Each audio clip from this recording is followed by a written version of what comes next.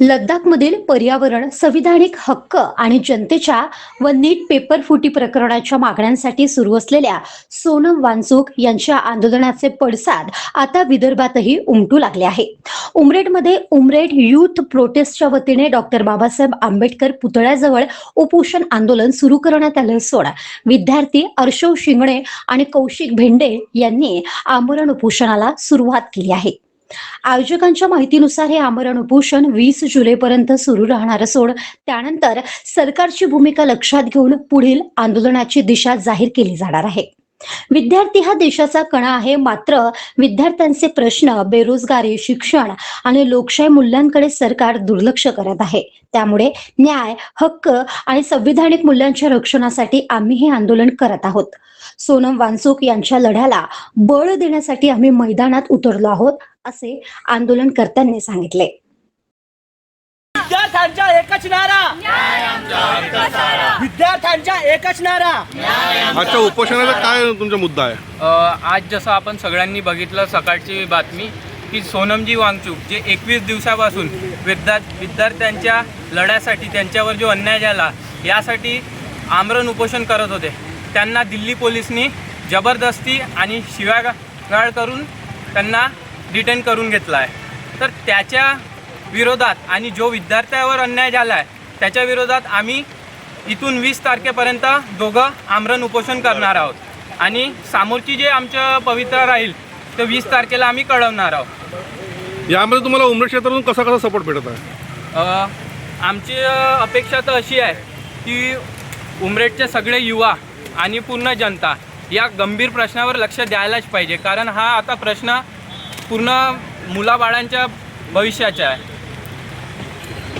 सर्वांना माझा नमस्कार. मी पृथ्वी झाडे. तर आज आम्ही सर्व मित्र इथे एकत्रित आलो आहोत सोनम वांगचुक सरांना सपोर्ट करण्यासाठी.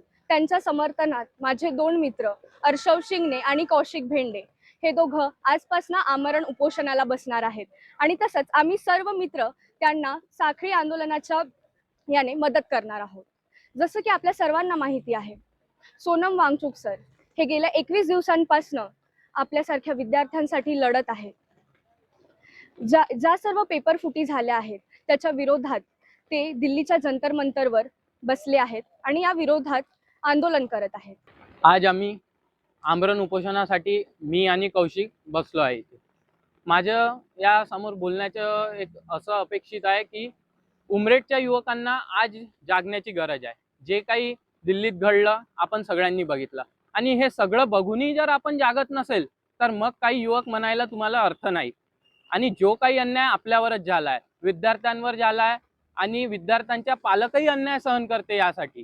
तर माझी विनंती अशी आहे की पालकांनी सहभाग करावा आम्हाला आणि युवकांनी तर नक्की करायलाच हवं. म्हणजे हे म्हणणं आहे की आपण अन्याय केव्हापर्यंत सहन करायचं, की आता 7 वेळा पेपर लीक होऊन गेले, मुलांचे वर्ष बर्बाद झाले, खूप लोकांचे मुलं पण गेले.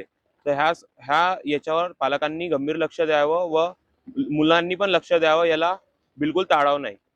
या आंदोलनाला शहरातील विविध सामाजिक संघटना, विद्यार्थी संघटना आणि राजकीय पक्षांचा पाठिंबा मिळू लागला असून येत्या काही दिवसात उमरेडमध्ये हजारोंच्या संख्येने नागरिक रस्त्यावर उतरून व्यापक आंदोलन उभारण्याची तयारी सुरू असल्याचे आयोजकांनी सांगितले आहे. उपविभागातील नागरिकांनी मोठ्या संख्येने उपस्थित राहून आंदोलनाला पाठिंबा द्यावा असे आवाहन सुद्धा करण्यात आले आहे. सरकारने या मागण्यांकडे गांभीर्याने लक्ष न दिल्यास आंदोलन आणखी तीव्र करण्यात येईल असा इशारा आंदोलनकर्त्यांनी दिलाय. महादर्पण न्यूज करिता भूपेश पाठराबे, उमरेड.